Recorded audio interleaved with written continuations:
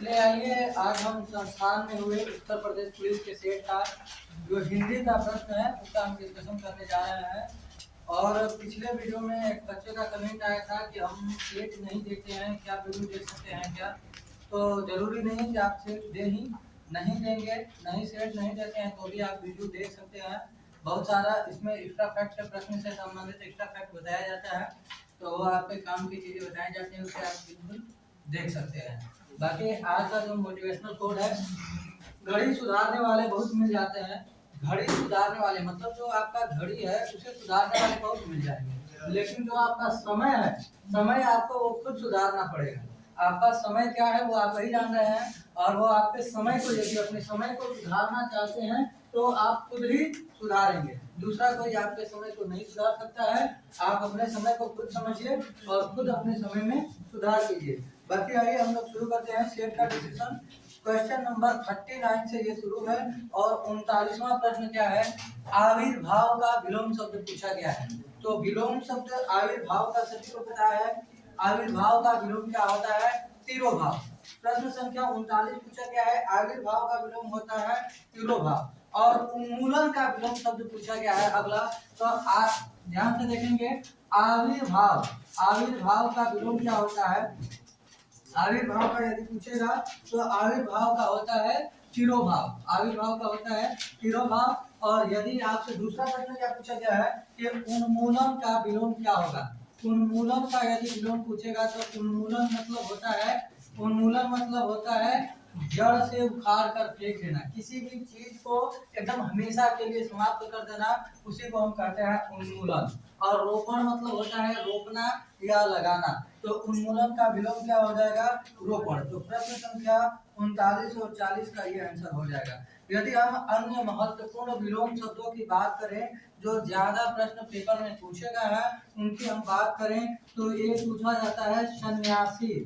सन्यासी का विलोम क्या होगा? तो सन्यासी, पहला नंबर थोड़ा सा आप वर्तनी ध्यान देंगे कि वर्तनी सन्यासी कैसे लिखते हैं।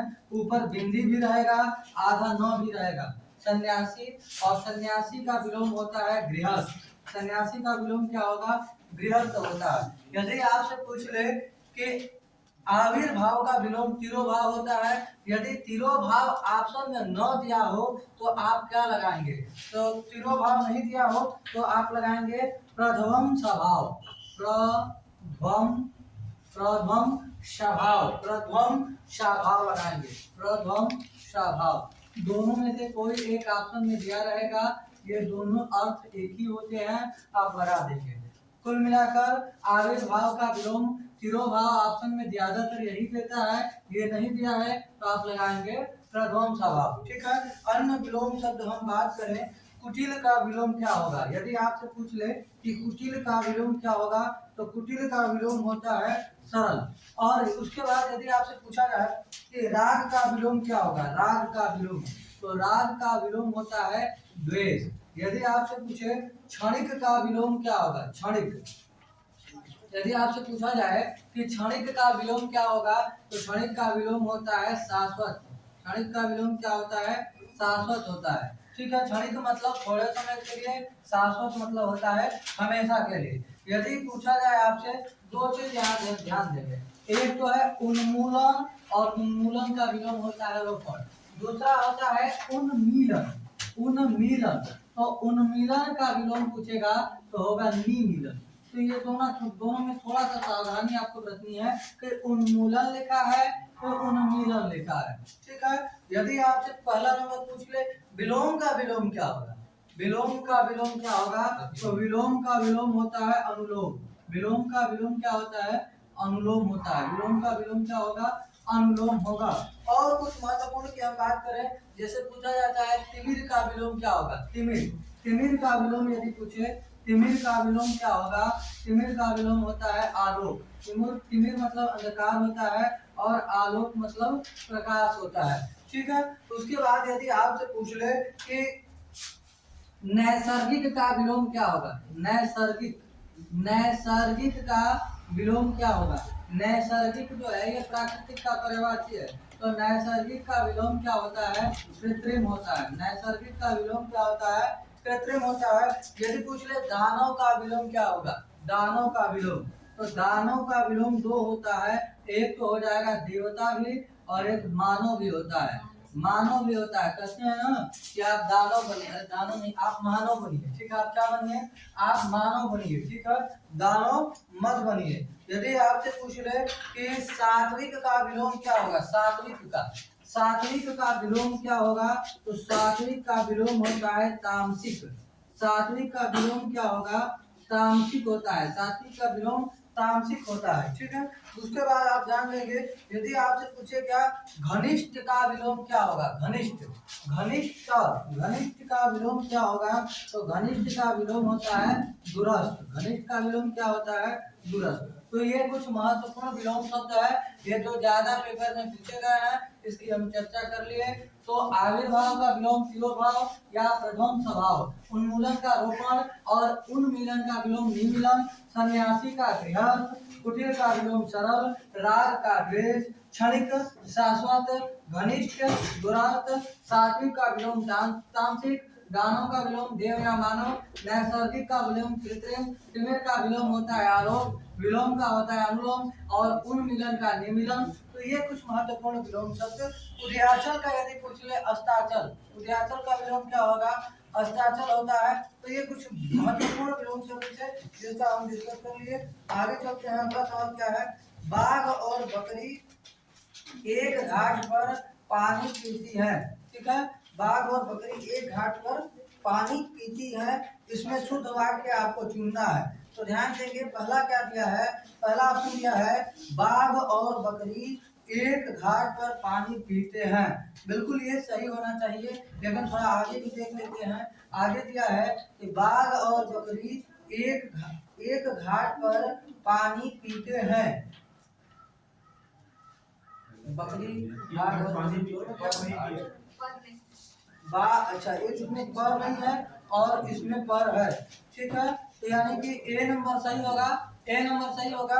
और बाकी लास्ट वाला पीता है नहीं होगा, और पीते हैं बाघ और बकरी एक घाट पर गायब है, यानी कि 41 का सही आंसर होगा ए। बाकी ऑप्शन में किसी में पर गायब है तो किसी में लिंग संबंधी अशुद्धि, तो पहला आंसर सही होगा, बाघ और बकरी एक घाट पर पानी पीते हैं, ठीक है। उसी तरह से क्वेश्चन नंबर 42, एक गाय दो घोड़े और एक बकरी मैदान में चल रहा है, इसका शुद्ध वाक्य चुनना है आपको। तो इसका सही आंसर होगा, जब दो, ध्यान देंगे कि जब दो तो क्या होता है, दो लिंग एक वचन में होता है तो क्रिया हमेशा स्त्रीलिंग में प्रयोग किया जाता है।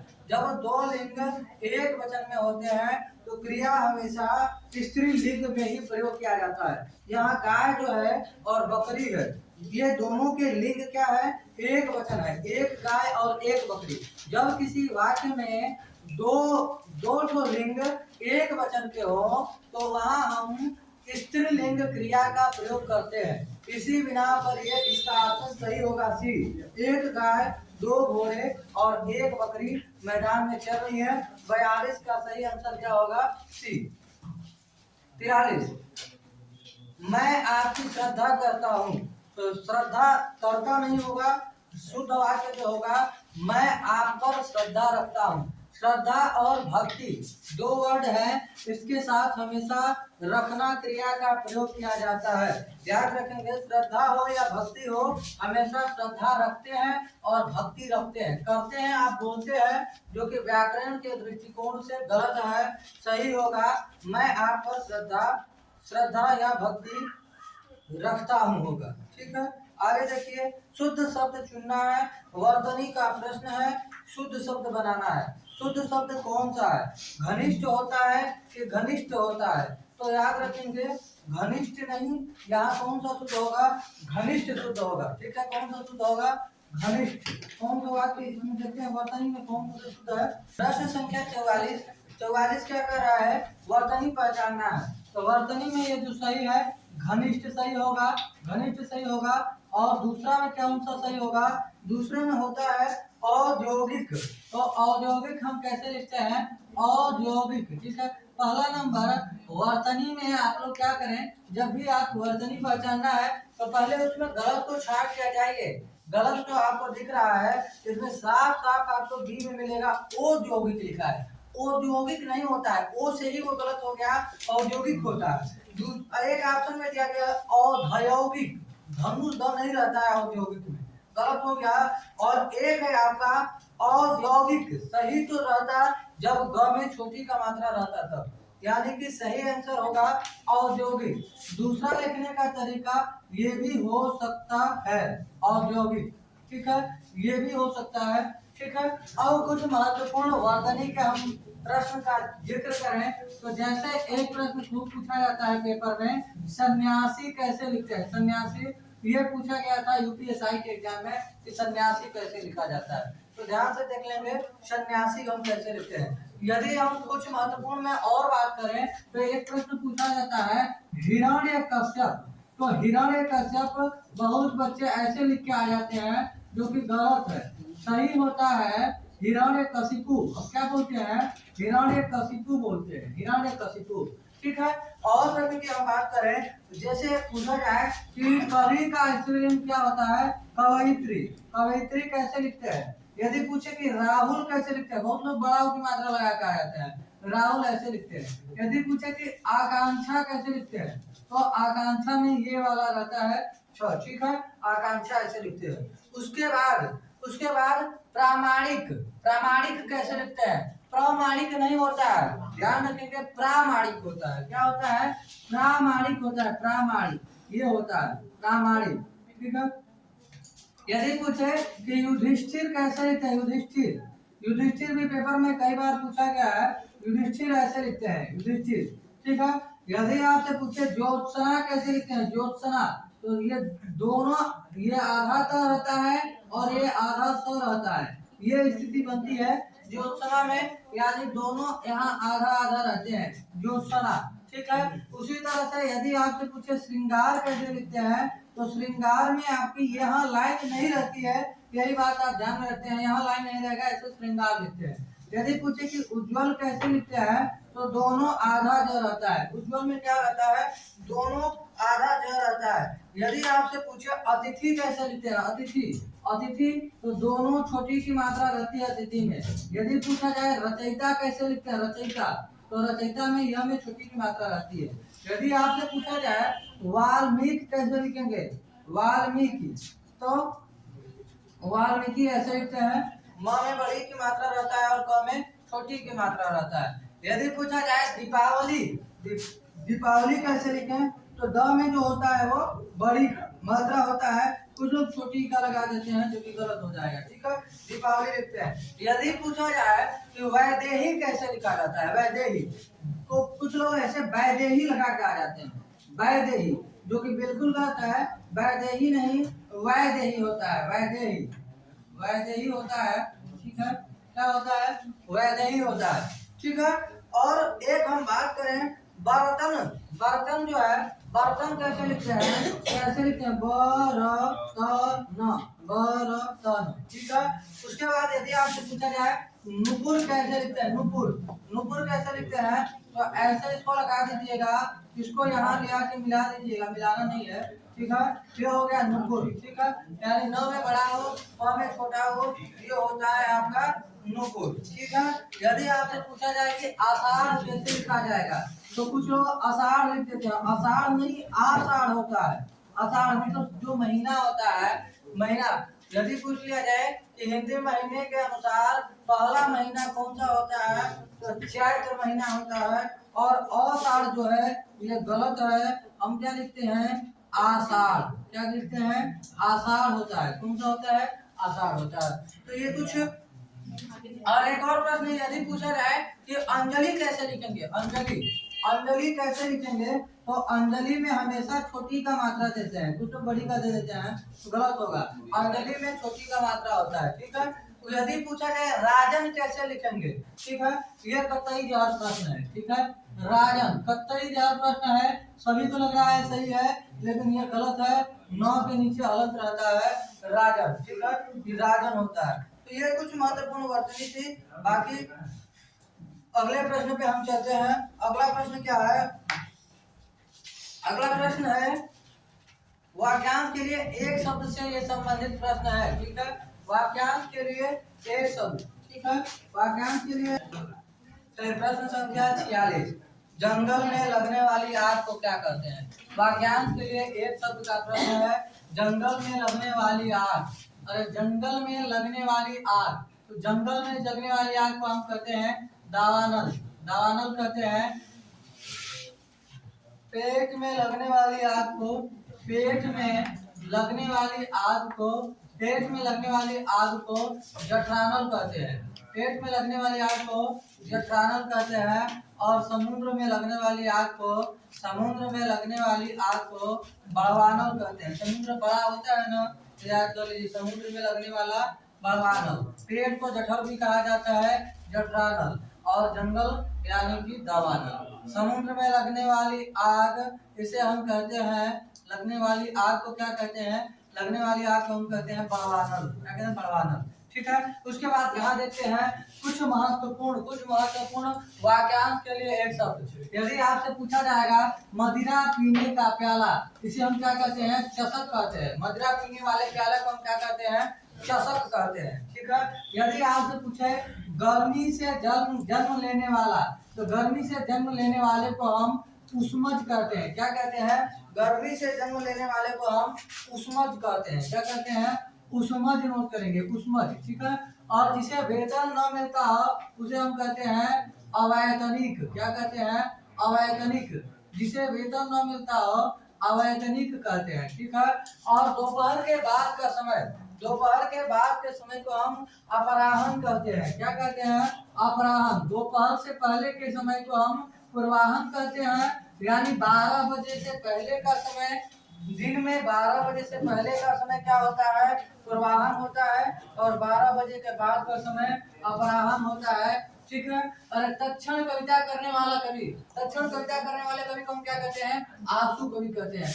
जो तुरंत चलते चलते कविता लिखते, कविता करे, उसे हम कहते हैं आंसू कवि। क्या कहते हैं, आंसू कवि कहते हैं। ठीक है, यदि पूछ ले जिसकी भुजाएं घुटनों तक लंबी हो उसे हम कहते हैं अजानुबाहु। क्या कहते हैं, अजानुबाहु कहते हैं, अजानुबाहु। ठीक है, अजानुबाहु कहते हैं। हाथों द्वारा लिखित पुस्तक, कोई हस्तलिखित नहीं लगाया जाएगा, गलत होगा। हाथों द्वारा लिखित पुस्तक, जिसे हम कहते हैं पांडुलिपि। क्या कहते हैं, पांडुलिपि कहते हैं, पांडुलिपि। उसके बाद जो पेट के बल चलता हो, जो पेट के बल चलता हो उसे हम उरग कहते हैं। जो पेट के बल चलता हो उसे हम कहते हैं उरग। जो मांस न खाता हो, जो मांस न खाता हो उसे हम कहते हैं निरामिष। उसे क्या कहते हैं, निरामिष कहते हैं। और जो मांस मदिरा खाता हो उसे हम सामिष कहते हैं। सामिष का विलोम निरामिष होता है। ठीक है, उत्तराधिकार से प्राप्त संपत्ति, इसे हम कहते हैं रिक्त। री आधा को अथ, रिक्त। उत्तराधिकार से प्राप्त संपत्ति को हम क्या कहते हैं, रिक्त कहते हैं। बाएं हाथ से काम करने वाला, इसे हम क्या कहते हैं, सव्यसाची कहते हैं। बाएं हाथ से काम करने वाले को हम क्या कहते हैं, सव्यसाची कहते हैं। न बहुत गर्म न बहुत ठंडा, इसे हम कहते हैं समशीतोष्ण। क्या कहते हैं, समशीतोष्ण, मतलब थोड़ा गर्म थोड़ा ठंडा। ठीक है, इसे हम कहते हैं समशीतोष्ण, समशीतोष्ण। तो ये आपका हो गया प्रश्न संख्या 46 और 47, ये महत्वपूर्ण प्रश्न। ठीक है, आगे चलते हैं।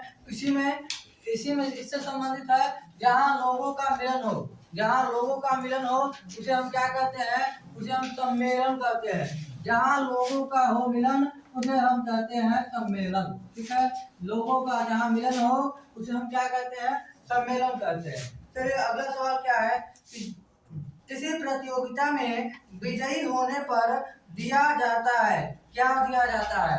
किसी प्रतियोगिता में विजयी होने पर क्या दिया जाता है, याद रखिएगा। ऑप्शन दिया गया है पुरस्कार, पुरस्कार, और क्या ऑप्शन दिया गया है, पुरस्कार दिया गया है। एक ऑप्शन दिया गया है पारितोषिक, पारितोषिक दिया गया है। उसके बाद कौन सा दिया गया है, उपहार दिया गया है, उपहार। और 1 लाख दिया गया है। क्या दिया गया है, प्रेमोपहार, प्रेमोपहार, प्रेमोपहार। ये 4 ऑप्शन दिए गए हैं और पूछा गया है कि प्रतियोगिता में किसी प्रतियोगिता में विजयी होने पर दिया जाता है। क्या दिया जाता है? चारों में से क्या दिया जाता है? तो जब भी प्रतियोगिता और परीक्षा की बात होगी वहाँ पारितोषिक दिया जाता है। क्या दिया जाता है? पारितोषिक दिया जाता है। ठीक है। जब कोई किसी विशेष क्षेत्र में, ध्यान देंगे, किसी विशेष क्षेत्र में कार्य या सेवा के लिए, विशेष क्षेत्र में कार्य या सेवा के लिए क्या दिया जाता है? पुरस्कार दिया जाता है। किसी विशेष क्षेत्र में कार्य या सेवा आप करते हैं तो वहाँ क्या दिया जाता है? पुरस्कार दिया जाता है। अपने से छोटे या अपने बराबर के लोगों को यदि आप कोई गिफ्ट देते हैं उसे हम उपहार कहते हैं। ठीक है। उपहार मतलब अपने या अपने से छोटे लोगों को जो आप भेंट देते हैं उसे को हम उपहार कहते हैं। ठीक है। बाकी प्रेमोपहार तो आप जानते हैं। ठीक है ना? बताइए। अरे आप किसी से प्रेम करते हैं उसको जो उपहार देते हैं वो प्रेमोपहार हो गया। ठीक है ना? आप जिससे प्रेम करते हैं, आप अपने पिताजी से प्रेम करते हैं, अपने भाई से प्रेम करते हैं, ठीक है। चलिए बाकी आप समझदार हैं। आगे देखिए अगला सवाल क्या है? साख्य भाव। साख्य भाव मिश्रित अनुराग को क्या कहते हैं? याद रखेंगे, प्रणय। क्या कहते हैं? साख्य भाव और मिश्रित अनुराग को हम क्या कहते हैं? प्रणय कहते हैं। ठीक है। प्रणय कहते हैं। साख्य भाव और मिश्रित अनुराग को क्या कहा जाता है? प्रणय कहा जाता है। प्रेम क्या होता है? प्रेम का अर्थ तो जानते ही हैं, स्नेह होता है। और सख्य भाव मतलब जो दोस्तों के साथ होता है वो होता है सख्य भाव। ठीक है। दोस्तों के साथ जो होता है वो क्या होता है? सख्य भाव। कुल मिला के आप आंसर ही याद करेंगे। साख्य भाव मिश्रित अनुराग को हम क्या कहते हैं? प्रणय कहते हैं। ठीक है। उसके बाद अगला सवाल क्या पूछा गया है? अगला सवाल पूछा गया है कुसंगति के कारण चरित्र पर दोष लगना। कुसंगति के कारण पिछले वीडियो में एक छात्र ने कमेंट किया था कि गुरुजी डिजिटल बोर्ड क्यों नहीं लगा लेते। ठीक है। गुरुजी डिजिटल बोर्ड क्यों नहीं लगाते? अरे आप कंटेंट पर ध्यान दीजिए, आप बोर्ड पर ध्यान मत दीजिए। आपको क्या बताया जा रहा है उसको आप अपने जीवन में उतारिए, उसको आप पढ़िए, उसको समझिए। ठीक है। बाकी कैसी व्यवस्था बनानी है वो हम समझ रहे हैं। ठीक है। आगे देखते हैं। पूछा गया है कुसंगति के कारण चरित्र पर दोष लगना, उसे हम क्या कहते हैं? तो चार ऑप्शन दिया गया है। चार ऑप्शन दिए गए हैं। चारों का मतलब हम बता देते हैं क्या होता है। एक तो है अपयश और एक है अपकीर्ति। अपकीर्ति है, अपयश, अपकीर्ति, और एक है कलंक, एक है कलंक, और एक है दुष्चरित्र। दुष्चरित्र, दुष्चरित्र। ठीक है। दुष्चरित्र। ठीक है। ये चार ऑप्शन दिए गए हैं। चारों का मतलब क्या है जरा देख लेंगे आप लोग। अपयश मतलब क्या होता है? आपको अस्थायी रूप से बदनाम कर दिया जाए उसे हम बोलते हैं अपयश। अस्थायी रूप से मतलब हमेशा के लिए आप बदनाम पर्सन हो गए हो उसे हम कहते हैं अपयश। यश और अपयश। यश मतलब होता है कि आपने अच्छा काम किया है, आपने अपना नाम रोशन किया है, वही होता है यश। और यश के विपरीत होता है अपयश। अपयश मतलब साफ साफ मतलब बताएं एक लाइन में तो होता है अस्थायी रूप से बदनाम। अस्थायी रूप परमानेंटली बदनाम जो है वही होता है अपयश। ठीक है। उसके बाद अपकीर्ति का मतलब क्या होता है? बुरे कार्य के करने से जो भी आपका कैरेक्टर प्रभावित होता है उसे हम बोलते हैं अपकीर्ति। अपकीर्ति बोलते हैं बुरे कार्य जिसे करने से आपकी कीर्ति कम होती है उसे हम बोलते हैं अपकीर्ति। ठीक है। और एक ऑप्शन में दिया गया है दुष्चरित्र। दुष्टता के कारण, दुष्टता के कारण यदि आप दुष्टता करते हैं, दुष्टता मतलब आप समझ रहे हैं, यदि आप दुष्टता करते हैं उसके कारण जो आपके चरित्र पर आरोप लगता है उसे दोष लगता है, उस दोष को हम कहते हैं दुष्चरित्र। और कलंक, कलंक मतलब, कलंक का मतलब होता है आप गलत नहीं होते हैं फिर भी आपके ऊपर आरोप लगाया जाता है उसे हम बोलते हैं कलंक। वो कब लगता है? वो क्या लिखा है कि कुसंगति के कारण चरित्र पर दोष लगना। आप गलत नहीं है लेकिन गलत के संग रहेंगे तो आपके ऊपर भी कलंक लग सकता है। इसीलिए संगति हमेशा आपको अच्छी करनी चाहिए, अच्छे लोगों के साथ रहना चाहिए। यदि आप चोर के साथ, बदमाश के साथ, लपाड़िया के साथ रहेंगे तो आपका नाम उसी लिस्ट में आ जाएगा। ठीक है। यानी कि कहने का मतलब यही है कि आपको संगति अच्छे लोगों के साथ करनी चाहिए, अच्छे लोगों के साथ रहना चाहिए। किसके साथ रहने से आपको फायदा है, क्या नुकसान है, और नहीं तो आप उसी लिस्ट में आइएगा। यानी कुल मिलाकर आप करेंगे नहीं केवल साथ रहेंगे तो भी आप कलंकित हो जाएंगे, आपके ऊपर कलंक लग जाएगा। ठीक है, तो ये आप ध्यान में रखेंगे। अगला सवाल क्या पूछा गया है, शस्त्र क्या है, शस्त्र क्या है। ठीक है, यदि वाक्यांश के लिए एक शब्द में से ही प्रश्न बन जाता है।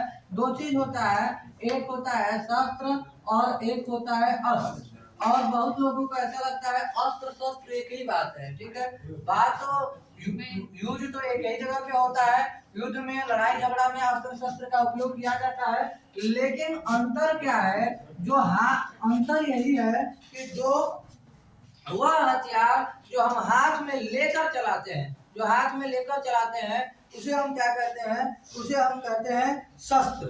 वह हथियार जो हाथ में लेकर चलाया जाता है उसे हम क्या कहते हैं, उसे हम शस्त्र कहते हैं। यानी हाथ में लेकर चलाया जाने वाला हथियार, हाथ में लेकर चलाया जाने वाला हथियार, चलाया जाने वाला हथियार, हाथ में लेकर चलाया जाने वाला हथियार, उसे हम क्या कहते हैं, इसे हम कहते हैं शस्त्र कहते हैं। जैसे बंदूक क्या है, बंदूक शस्त्र है क्योंकि हम हाथ में लेकर चलाते हैं। ठीक है, यदि आपसे पूछ ले धनुष क्या है, धनुष भी एक उपयोगी शस्त्र है क्योंकि इसे भी हम हाथ में लेकर चलाते हैं। लेकिन अस्त्र का मतलब क्या होता है, जिसे हम फेंक कर मारते हैं उसे बोलते हैं अस्त्र। फेंक कर मारने वाला हथियार को क्या बोलते हैं, अस्त्र। जैसे कि भाला, भाला क्या हो जाएगा, भाला आपका अस्त्र हो जाएगा।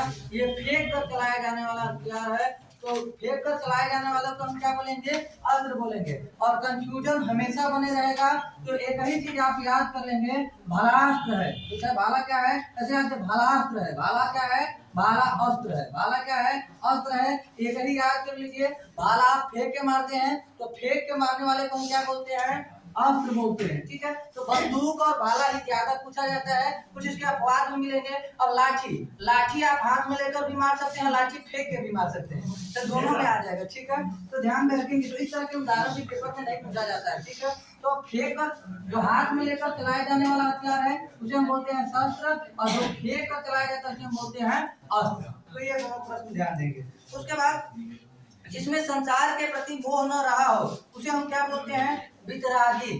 जिसका ये भी वाक्यांश के लिए शब्द से ही संबंधित प्रश्न है, संसार के प्रति मोह न हो, आपको मोह माया ना हो, दुनिया से कोई मोह ना हो, क्या चल रहा है क्या नहीं चल रहा है, कहाँ, आपको कोई दुनिया से मोह माया नहीं है। ठीक है, कौन माँ है, कौन पिता है, कौन गुरु भाई बहन, कुछ नहीं। ठीक है, संसार के प्रति क्या हो, मोह न हो, उसे हम बोलते हैं वितरागी। क्या बोलते हैं, इधर लिख देते हैं, संसार के प्रति मोह माया न हो उसे हम बोलते हैं वितरागी। और यदि पूछेगा संसार के प्रति मोह माया हो उसे हम बोलते हैं अनुरागी। मोह माया रहेगा तो बोलेंगे अनुराग, अनुराग मतलब प्रेम होता है और अनुरागी हो जाता है इसका। ठीक है, अनुरागी मतलब क्या हो जाएगा, संसार के प्रति मोह माया हो अनुरागी, मोह माया न हो तो क्या हो जाएगा, वितरागी। अगला सवाल क्या पूछा गया है, जो कभी बूढ़ा न हो, जो कभी बूढ़ा न हो उसे हम बोलते हैं अजर। क्या बोलते हैं, अजर। जो कभी बूढ़ा न हो, अजगर नहीं थी, अजर बोलते हैं। क्या बोलते हैं, जो कभी बूढ़ा न हो उसे हम क्या बोलते हैं, अजर बोलते हैं, अजर। ठीक है, और क्या दिया गया है ऑप्शन में, एक ऑप्शन दिया गया है अमर। जो कभी मरे नहीं उसे हम बोलते हैं अमर, अमर। और कौन सा ऑप्शन दिया गया है, तरुण, युवावस्था, युवावस्था को हम क्या बोलते हैं, तरुण बोलते हैं। और सदाबहार, सदाबहार मतलब प्रत्येक स्थिति में एक समान रहना, उसे हम कहते हैं सदाबहार। पहला नंबर अजर ऑप्शन में दिया गया था, अजर मतलब जो कभी बूढ़ा न हो। ठीक है, उसके बाद एक दिया गया था अमर, जो कभी मरे नहीं। एक ऑप्शन में दिया गया है तरुण मतलब युवावस्था, और एक दिया गया है सदाबहार। और सदाबहार का मतलब होता है, सदाबहार का मतलब क्या होता है, जो सदैव एक समान हो, जो सदैव एक समान हो, जिसके लिए एक आपको मुहावरा दिया गया है, सावन हरे न भादो सूखे। मतलब हमेशा एक समान रहना, नहीं कि सावन में तू हरिया गए, भादों में सुखिया गए, सुखा गए, ऐसा कुछ नहीं, सदैव एक समान रहना। सावन हरे न भादो सूखे, इसका उदाहरण मिलता है, उसी का मतलब होता है सदाबहार। और सदाबहार मतलब सदैव एक समान रहना। ठीक है, नहीं कि अभी क्या है, अभी नौकरी नहीं मिला है, खूब आराम से अपना मतलब मिलजुल के रह रहा है, नौकरी मिलने के बाद फोन ही नहीं उठाइएगा। ठीक है, ठीक, समझ रहे हैं आपकी भावना। आगे क्या पूछा गया है, जो कानून के विरुद्ध हो, कानून के विरुद्ध हो उसे हम क्या बोलते हैं, अवैध बोलते हैं, अवैध। ठीक है, जो कानून के संदर्भ में नहीं हो, कानून के संबंध में नहीं हो, उसे हम क्या बोलते हैं, अवैध बोलते हैं। ठीक है, और जो कानून के अधीन हो उसे हम बोलते हैं संवैधानिक, संवैधानिक बोलते हैं। ठीक है, जो विधि के अधीन हो उसे हम वैधानिक बोलते हैं। ठीक है, खेत का सही तत्सम क्या है, खेत का सही तत्सम क्या है, खेत का सही तत्सम है क्षेत्र। खेत तद्भव शब्द है और इसका तत्सम क्या होता है, क्षेत्र होता है। अभी हम तद्भव तत्सम के बारे में थोड़ी सी जानकारी आपको देने वाले हैं। ठीक है, चलो कार्यक्रम चालू देखिए। शक्कर, शक्कर मतलब चीनी होता है। ठीक है, लेकिन पूछा गया है, पहला नंबर आप ध्यान से समझेंगे, तद्भव और तत्सम कहते किसे हैं। तो तत्सम मतलब संस्कृत भाषा के मूल शब्द जिसे हम हिंदी भाषा में प्रयोग करते हैं उसे हम तत्सम कहते हैं। यानी संस्कृत के शब्द ज्यों का त्यों, हम सारे हिंदी भाषा वाले शब्द संस्कृत के ही हैं, लेकिन उसमें कुछ परिवर्तन के साथ हम यूज किए तो उसे हम तद्भव कहेंगे। और बिना परिवर्तन के जैसे का तैसे संस्कृत में से उठाकर हिंदी में लाए और हिंदी में प्रयोग करने लगे उसे हम तत्सम कहते हैं। जैसे उदाहरण के लिए आप कैसे गलती से प्रयोग कर लेते हैं हम बता देते हैं। जैसे मेरा स्थान आज की परीक्षा में प्रथम रहा, मेरा स्थान आज की परीक्षा में, मेरा स्थान आज की परीक्षा में प्रथम रहा। अब यहाँ ए का आपको लग रहा है कि सब कुछ हम हिंदी में लिखे हैं, लेकिन एक चीज आप क्या कर गए, संस्कृत लिख गए, संस्कृत लिख गए। और यही हो गया हिंदी भाषा में, जब हम संस्कृत के शब्द, वो शब्द जो संस्कृत में जैसे लिखे जाते हैं वैसे ही उठाकर हिंदी में लिखिए, उसी को हम तत्सम कहते हैं। तद्भव किसे कहते हैं, संस्कृत के शब्द में परिवर्तन करके हम हिंदी में लिखते हैं, उसको हम तद्भव कहते हैं। तो तत्सम और तद्भव में एक छोटा सा अंतर है, और कुछ महत्वपूर्ण तद्भव और तत्सम के शब्द पहचानने के लिए दो चार फिक्स चीजें होती है, बाकी रखना ही होता है। और कुछ चीजें ऐसी होती है, जैसे संयुक्ताक्षर से बना शब्द क्या होता है, संयुक्ताक्षर से बना शब्द जो होता है, संयुक्ताक्षर में चार आते हैं, छ, त्र, य, स्र। ठीक है, स्र, तो ये चारों संयुक्ताक्षर में आते हैं। इससे बना शब्द जो होता है वो क्या होता है, 99%, कभी कभी नहीं भी होता है, लेकिन 99% क्या हो जाता है, तत्सम होता है। 99% तत्सम होता है। ठीक है, यदि चंद्र बिंदी से बना शब्द हमेशा तद्भव होता है, हमेशा, ये हमेशा होगा, चंद्र बिंदी आ गया तो हमेशा तद्भव ही होगा। लिख लीजिएगा, चंद्र बिंदी से बना शब्द, चंद्र बिंदी से बना शब्द हमेशा क्या होता है, ऑलवेज क्या होता है, तद्भव होता है, हमेशा तद्भव होता है। ठीक है, ये सब कुछ महत्वपूर्ण चीजें हैं, जैसे आप ध्यान में रख सकते हैं। र का कोई भी रूप हो, र का कोई रूप मतलब जैसे क के ऊपर ऐसे दिया रहे र हो, चाहे ऋषि री वाली मात्रा हो, चाहे यहाँ से ऐसे खींचा गया हो ग्रह। ठीक है, तीनों मात्राएं आ जाए तो वहां भी 99% तत्सम होता है। ठीक है, तो ये कुछ महत्वपूर्ण यहाँ से पहचानने के कुछ नियम हैं। बाकी कुछ शब्द यहाँ आपको दिख रहे हैं बोर्ड पे, आपको इसमें से आंसर आप फटाफट कमेंट बॉक्स में आंसर दे सकते हैं, आप लोग बताएंगे। ठीक है, जैसे डंडा को हम क्या कहते हैं, डंडा को हम कहते हैं दंड। डंडा को क्या कहते हैं, डंडा का तत्सम क्या होगा, दंड। ऊपर लिख देते हैं कि ये तद्भव है, यहाँ बीच में हम लिख देते हैं तत्सम। ठीक है, उसी तरह से ये क्या है, तद्भव है, और इसका तत्सम आपको इधर बताना है। ठीक है, तो शक्कर का क्या होता है तत्सम, शक्कर का होता है शर्करा। और गेंद का क्या होता है, कंदुक। गेंद को संस्कृत में गेंद का तत्सम क्या होता है, कंदुक होता है। खीर का क्या होता है, क्षीर होता है। गेहूं का क्या होता है, गोधूम। गेहूं का तत्सम क्या होता है, गोधूम होता है। दही का तत्सम क्या होता है, दधी। तेल का तत्सम क्या होता है, तैल। सावधान, तेल का तत्सम तैल। तेल जो है तद्भव शब्द है और इसका तत्सम संस्कृत में क्या कहते हैं, तैल कहते हैं। देवर का क्या होता है, द्विवर। देवर का क्या होता है, द्विवर होता है। चना का क्या होता है, चणक होता है, चणक। चना का क्या होता है, चणक होता है। मेढक का तत्सम मंडूक। मेढक का तत्सम क्या होगा, मेढक का तत्सम होता है मंडूक होता है। और कपड़ा, कपड़ा का क्या होता है, करपट। कपड़ा का क्या होता है, करपट। किवाड़ का तत्सम क्या होगा, कपाट। किवाड़ का तत्सम क्या होगा, कपाट। डाइन या डायन, इसका तत्सम होता है डाकिनी। क्या होता है, डाकिनी। ठीक है, डंडा का हो गया, डंडा का दंड बोलते हैं, ठीक है। गोबर, गोबर का क्या होता है, गोमय, गोबर का तत्सम क्या होगा, गोमय। बंदर, ठीक है, बंदर और वानर में क्या अंतर है, बंदर तत्व है और वानर तत्सम है, ठीक है। बंदर का तत्सम क्या होता है, वानर, ठीक है। अखरोट का क्या होता है, अछोट होता है। अखरोट का क्या होता है, अछोट। ओझा का क्या होता है, उपाध्याय। ओझा का तत्सम क्या होता है, उपाध्याय। केला का तत्सम क्या होगा, कदली फल मेवा। आप लोग पढ़े हैं ना, ओम जय जगदीश, कौन सा, ओम जय जगदीश हरे, ठीक है। कदली फल मेवा तुलसी में है, ठीक है ना। हींग का क्या होता है, आपको बताना है कमेंट बॉक्स में, हींग, हींग का क्या होगा। और काढ़ा का भी आपको आंसर बताना है, दो का आंसर आपको बताना है। कपूर का क्या हो जाएगा, कर्पूर। मुद्री का क्या हो जाएगा, मुद्री का होता है मुद्रिका। मुद्री का क्या होगा, मुद्रिका। और ऊन का क्या हो जाएगा, ऊण, ऊण। साँझ का तत्सम क्या होता है, संध्या। साँझ का तत्सम संध्या। मिट्टी का तत्सम क्या होगा, मृतिका। मिट्टी का तत्सम क्या होता है, मृतिका। और श्रृंगार का क्या होता है, सियार का। सियार का तत्सम होता है श्रृगाल, ठीक है, श्रृगाल होता है, ठीक है। नीम का तत्सम क्या होता है, निम्ब, निम्ब होता है, नीम का निम्ब होता है। नाग का तत्सम नक्र होता है। हाथी का तत्सम हस्ती होता है। और साड़ी का तत्सम साकी होता है। और दुल्हा का क्या होता है, दुल्हा जो होता है वो दुर्लभ होता है, ठीक है। दुल्हा कैसा होता है, दुर्लभ होता है, ठीक है, दुर्लभ होता है, ठीक है। दुल्हा कौन होता है, जो विचित्र होता है, सब में विचित्र जो लगेगा वही होता है दुल्हा, दुर्लभ, ठीक है।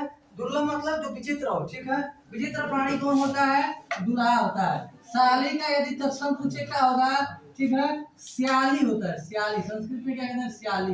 आधा स यदि।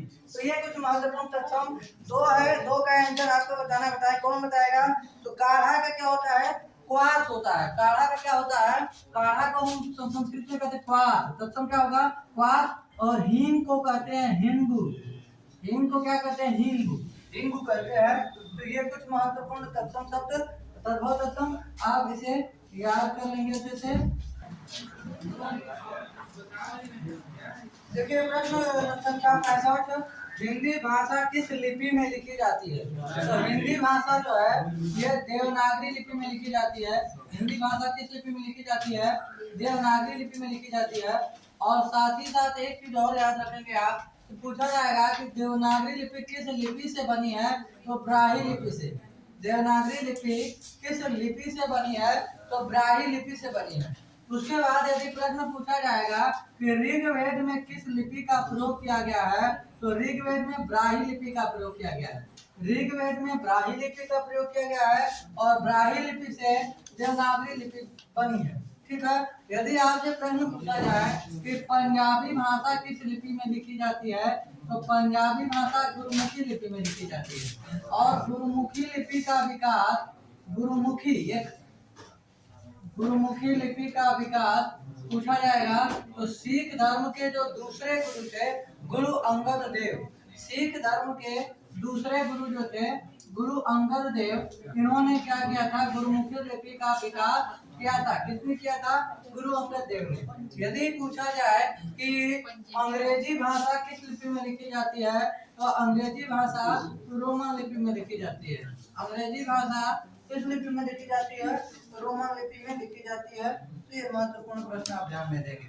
निम्न में से कौन सा स्वर नहीं है, तो आपको पता है अ से लेकर अ तक। यदि पूछा जाए कि स्वर कितने हैं, स्वर कितने हैं, तो टोटल स्वर की संख्या है 11। आ, छोटी, बड़ी, छोटाऊ, बड़ाऊ, रे, ए, ओ, औ, अंग, आ। तो इसमें अंग और आ को छोड़कर बाकी के जो शेष 11 हैं, 1 2 3 4 5 6 7 8 9 10, और एक कहाँ गया, 10 हो रहा है। अ, आ, कोई छूटा है, छोटी, बड़ी, छोटाऊ, बड़ाऊ, री, ए, ओ, औ, अं, आ। कौन छूटा है, गिनने में करते हो गया 1 2 3 4 5 6 7 8 9 10 11। ठीक है, 11 स्वर हो गए। कितने स्वर हो गए? 11 स्वर हो गए। और इन्हें हम क्या बोलते हैं? इन्हें हम बोलते हैं अयोगवाह। इन्हें क्या बोलते हैं? अयोगवाह बोलते हैं। अयोगवाह बोलते हैं। अयोगवाह कितने हो गए? 2। अयोगवाह कितने हो गए? 2 हो गए। और इसमें भी अंक को हम क्या कहते हैं? अंक को अनुस्वार कहते हैं। अंक को क्या कहते हैं? अनुस्वार कहते हैं। और अंक को क्या कहते हैं? विसर्ग कहते हैं। अंक को क्या कहते हैं? विसर्ग कहते हैं। ठीक है, इसमें आप इन दो का जरूर उच्चारण स्थान याद रखिएगा। कब आपके पेपर में पूछ ले कोई ठीक नहीं है। ए का उच्चारण स्थान को पूछा जाता है कंठ तालव्य। कंठ तालव्य ध्वनि ए है। कंठ तालव्य ध्वनि इसे हम बोलते हैं। इसका उच्चारण स्थान कंठ तालव्य। और ओ का उच्चारण स्थान जो है उसे हम क्या कहते हैं? ओ का उच्चारण स्थान जो है कंठोष्ठ। कंठोष्ठ, कंठोष्ठ। तो ये दोनों का उच्चारण स्थान को पूछा जाता है, ध्यान में रखेंगे। उसके बाद जो अगला सवाल है कि सर्वनाम कितने प्रकार के होते हैं, तो सभी को पता होना चाहिए कि सर्वनाम के 6 प्रकार हैं। सर्वनाम के कितने प्रकार हैं? 6 प्रकार हैं। पुरुषवाचक सर्वनाम, निजवाचक सर्वनाम, निजवाचक सर्वनाम, निश्चयवाचक सर्वनाम, निश्चयवाचक, उसके बाद अनिश्चयवाचक सर्वनाम, अनिश्चयवाचक सर्वनाम, अनिश्चयवाचक, और एक है आपका, एक है प्रश्नवाचक सर्वनाम, प्रश्नवाचक सर्वनाम, और एक लास्ट है संबंधवाचक सर्वनाम, संबंधवाचक सर्वनाम। तो सर्वनाम के 6 प्रकार होते हैं। पुरुषवाचक, निजवाचक, निश्चयवाचक, अनिश्चयवाचक, प्रश्नवाचक और संबंधवाचक।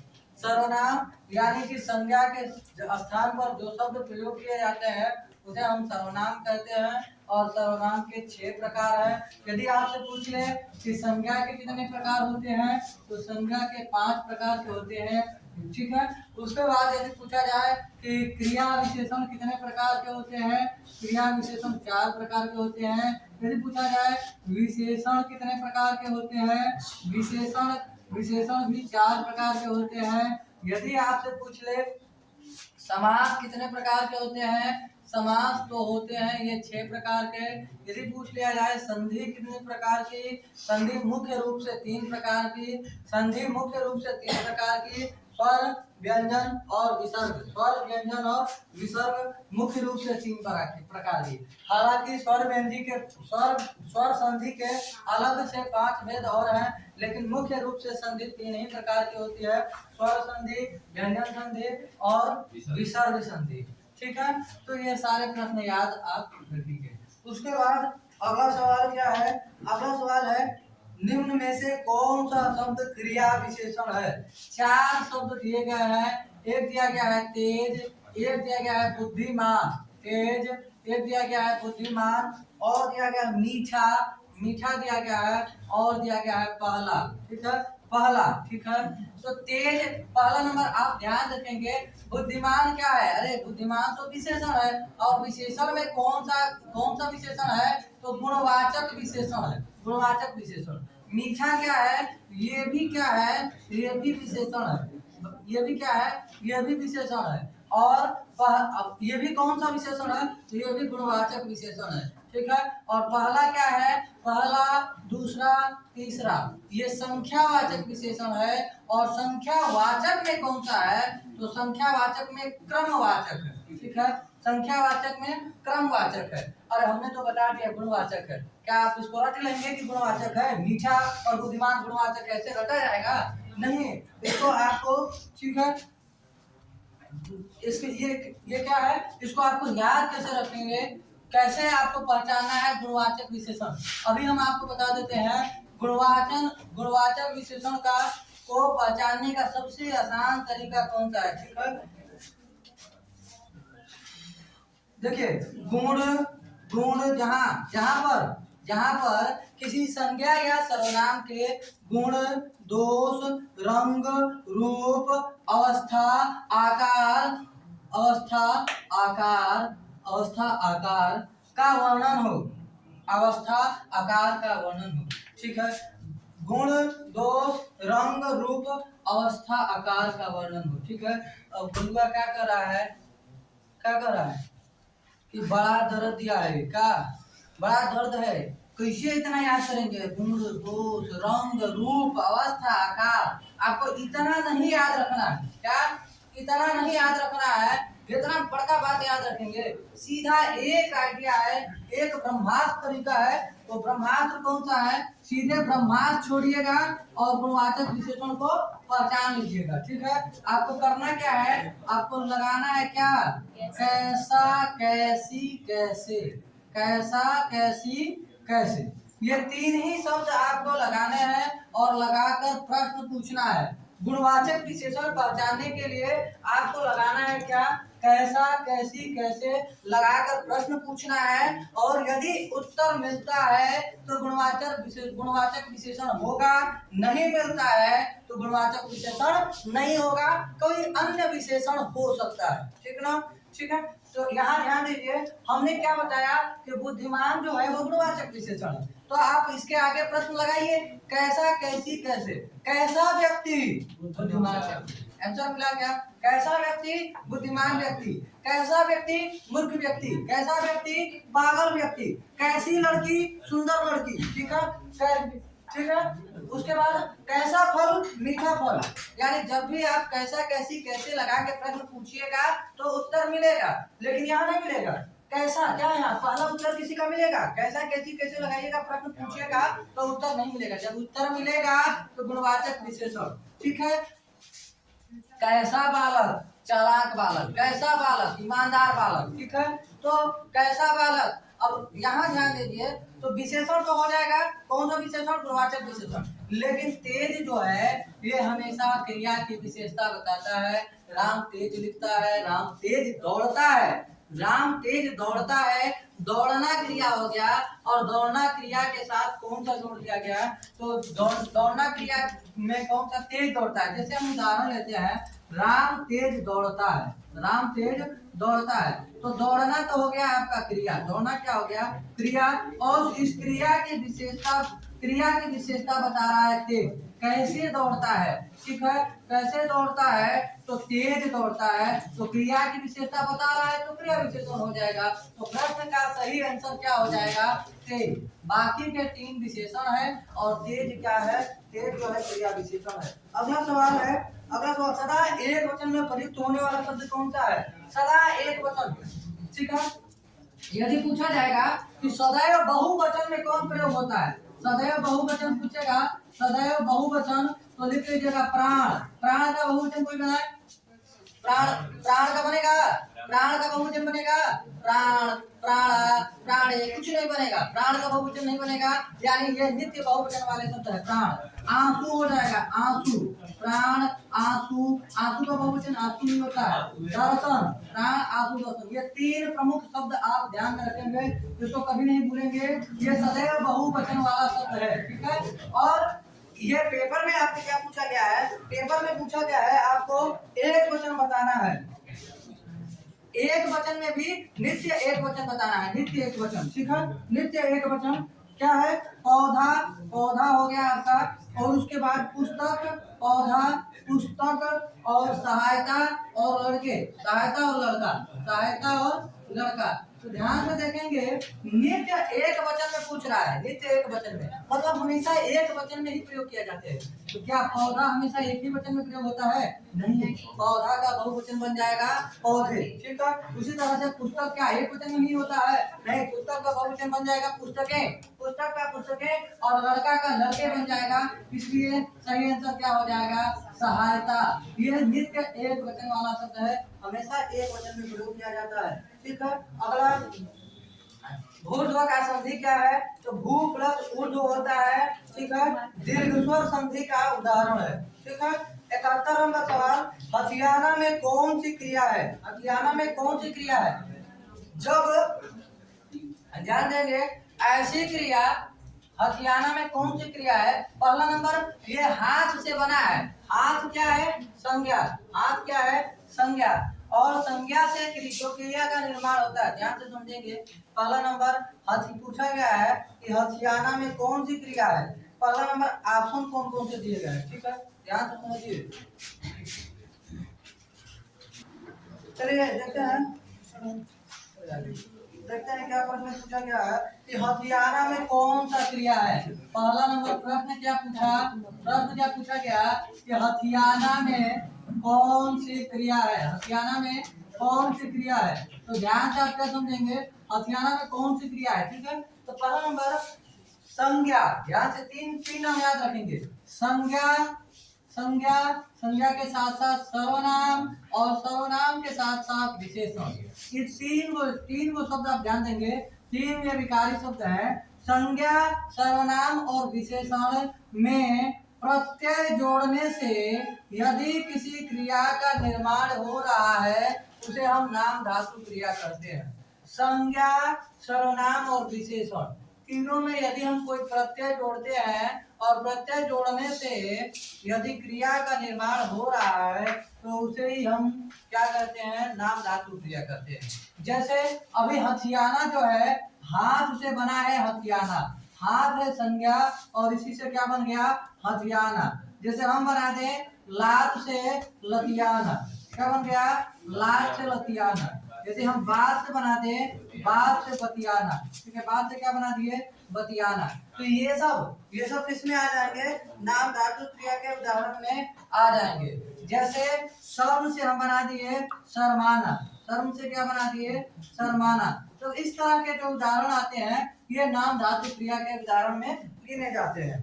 आगे दिया गया है 73 नंबर सवाल, वह का उच्चारण स्थान पूछा गया है।